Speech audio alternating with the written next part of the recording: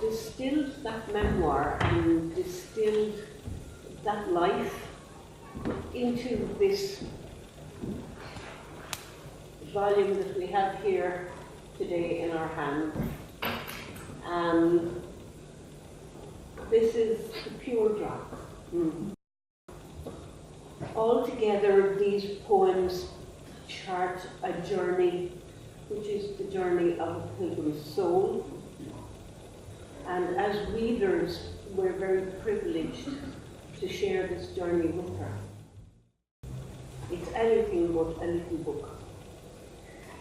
I remember Brendan Chonaill one time telling the story that he was walking over O'Connell Bridge one day, and a woman came to him and she said to him, "Thank you for that poem that you wrote." And she said, "It saved my life and it saved my marriage." And she gave him an envelope. And when he got home, he opened the envelope and there was €50 or €100 or something in it. And he said, "I wouldn't mind, but that wasn't what the poem was about at all." But I think poetry is a very special connection, and we make our own of it.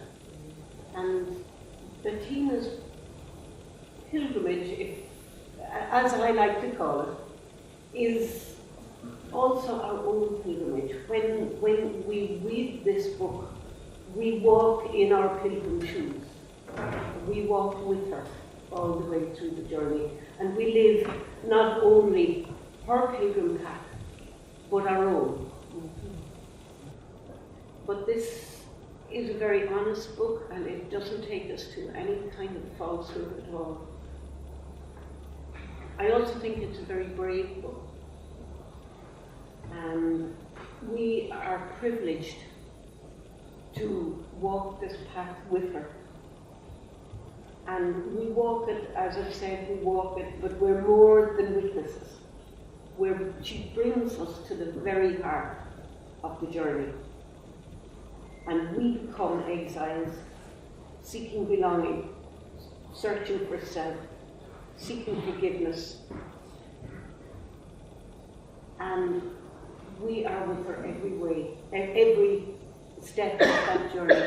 And I know that you will love this book, and I hope you enjoy your journey with Bettina through the book.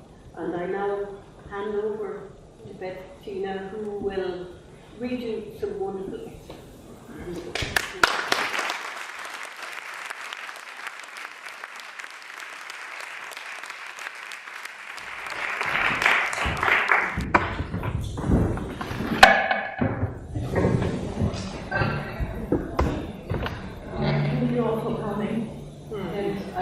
To introduce this year's guest who will help me with some music on the way. And well, Thank you for coming. I should not be this nervous. Ideally, I should be a woman who delivers a speech with wonderful ease and perfect timing, without preparation for days on end. A woman who knows of no agitation and comes across like the surface of a lake on a perfectly still day. Not a ripple. A woman at home in herself who welcomes people, is entertaining, chats comfortably, delights in everything, even remembers names. Is sharp, present, funny, loved and respected. Surrounded by 4 or 100, it does not matter to her. She accepts life just as it is, she never plans, handles everything with a serene smile, detachment, wisdom and nonchalance.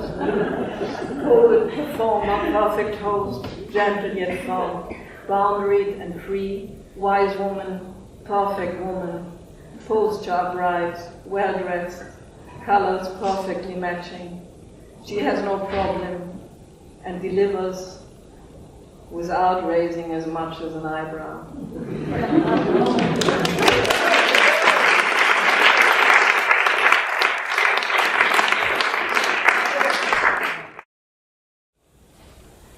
In the year 2003, I started to write poetry, and until about last year, and then I stopped. And I handed my poetry over to my friend Mary, who is somewhere here, and I asked her, she came all the way from Dublin to witness it, and I asked her, can you look through them and correct them and tell me what you think? And what she said was, I hear the voice of the exile. And this was such an eye-opener for me, because until then I had tried to run away from the exile in me, and I had not acknowledged it fully. So when she said it, I thought, yes, that's it, that is right. And then and this is how the title for this book came about, so thank you, Mary, for that. And I know that at this time, so what is exile? And I think exile comes in many shapes and forms. And many people on this earth are or feel exiled at this time, and maybe have always been. For me it means that there's no sense of belonging, that we have cut off our souls, that we're separated, torn, lost, and disconnected. And this can either be in an outer way by being disconnected from your country, or inside, disconnected from yourself. So inner and outer, forced or voluntary. My personal exile was a voluntary one. I was born at the end of the Second World War in Germany, and I grew up in post-war Germany. And it was a time when young people rebelled against what they found there, the whole Nazi past. And people had forgotten to grieve, and it was a country torn apart. People were mistrusting of one another. There was a lot of mistrust, guilt hanging in the air, and I rejected that country.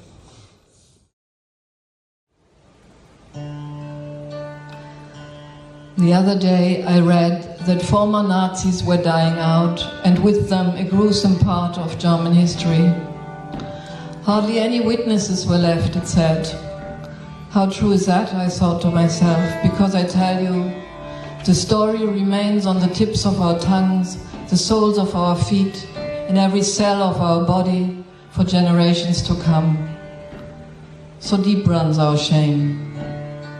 So tief ist unsere Schuld, so tief ist unsere Scham.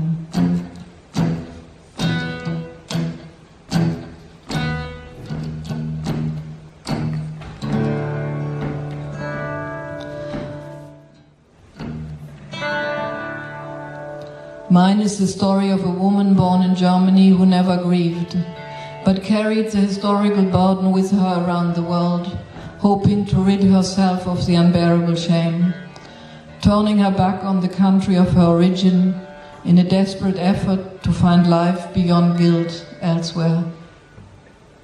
But this story must not remain on the tips of our tongues, the soles of our feet, in every cell of our body for generations to come. I've tried to run from suburb to city to mountains and sea, from father and mother to husband, son and daughter. I hold memories of passing moments like clouds, dissolving, shrinking, fading, losing their color like used garments, all turning to sand, running through my fingers. I hold nothing. I hold nothing. My hands are empty. I'm left with just myself. There is no outer place to run to. There is no outer place to run to. All roads return to me. All roads return to me.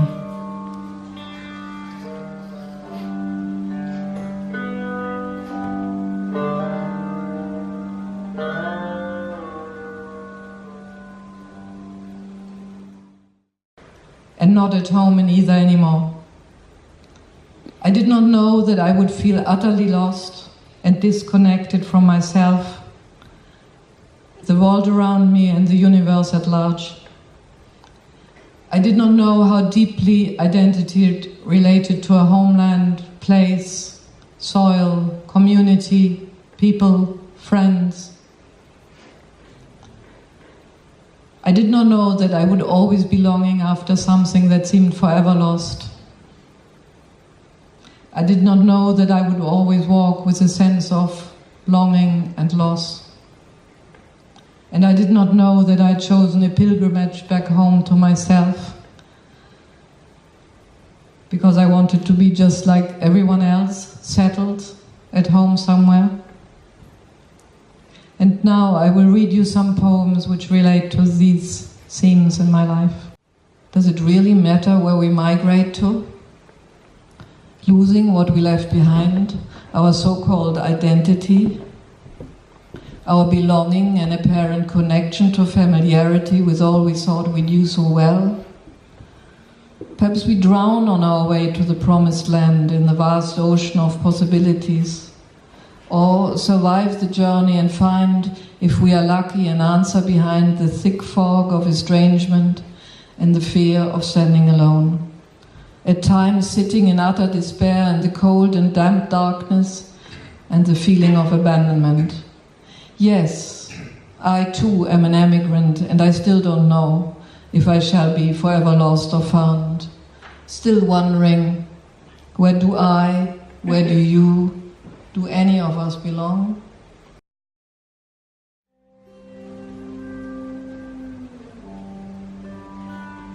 Disconnected, heavily defended.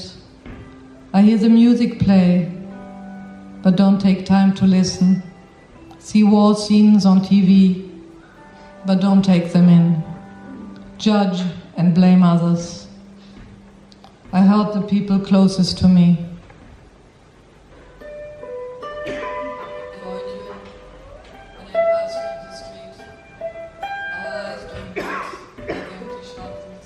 Disconnected, heavily defended. My eyes are staring into space. Truth is not grasped. Beauty remains unseen. I rush from one thing to the next. Life is just a word. Ich war der Ton, ich war das Lied, ich war das Wort, ich war die Palette aller Farben, ich war der Himmel, der Wind, der Ozean, der neue Morgen und die einkehrende Nacht. Ich war in allem und alles war in mir, bis ich vergaß. Fremd irre ich durch eine unverständliche Welt.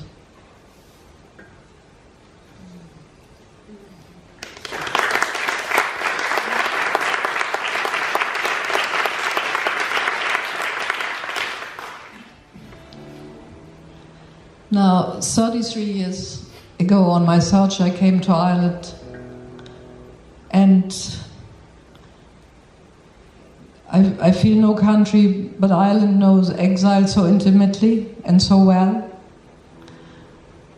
But there was one difference, and that was that Irish people take a lot of pride in their country. They are proud to be Irish, and they always have this deep longing to return back home to Ireland. While I rejected my country of origin, the whole world rejected that country together with me, and I had nowhere else to go to. And I had nowhere I wanted to return to. When are you going home, you asked. I failed to understand the question. Had I not come to live here among you to make this new country my home? What made you come was another question. How could I possibly make you understand? I'm nowhere at home. But now to the good news.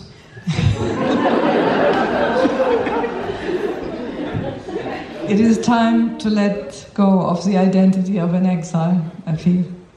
And by offering this very personal compilation of poems to the world, I feel this is my letting go gift and my letting go ritual.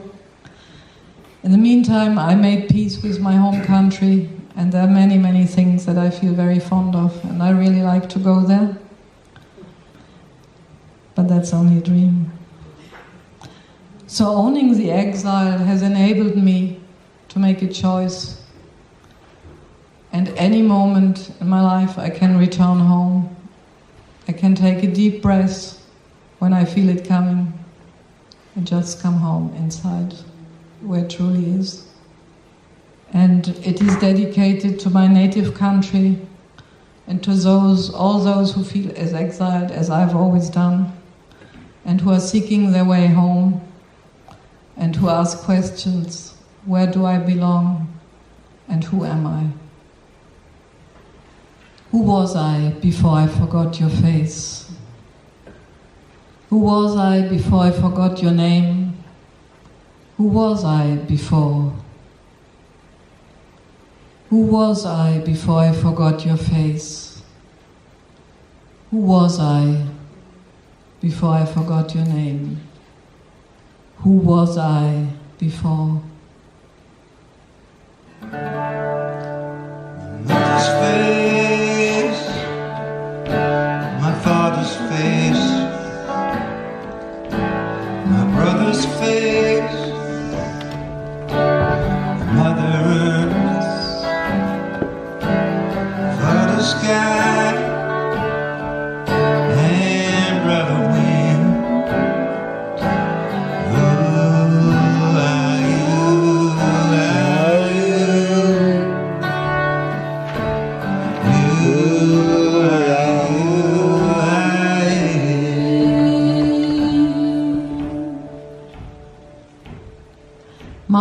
Mother Earth, Father Sky, Brother Wind, return to me. Mother's Earth and the Father Sky, a Brother Wind, return to me. Who are you? Who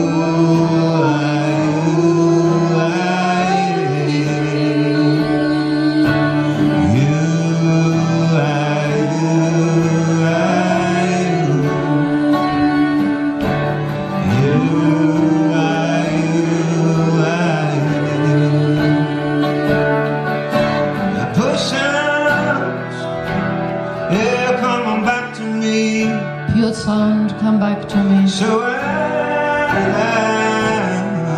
can be. So I can be who I was before I forgot your name. Before I forgot your name. The old, the end, the end, the old, the end, the end. The old, the end, the end.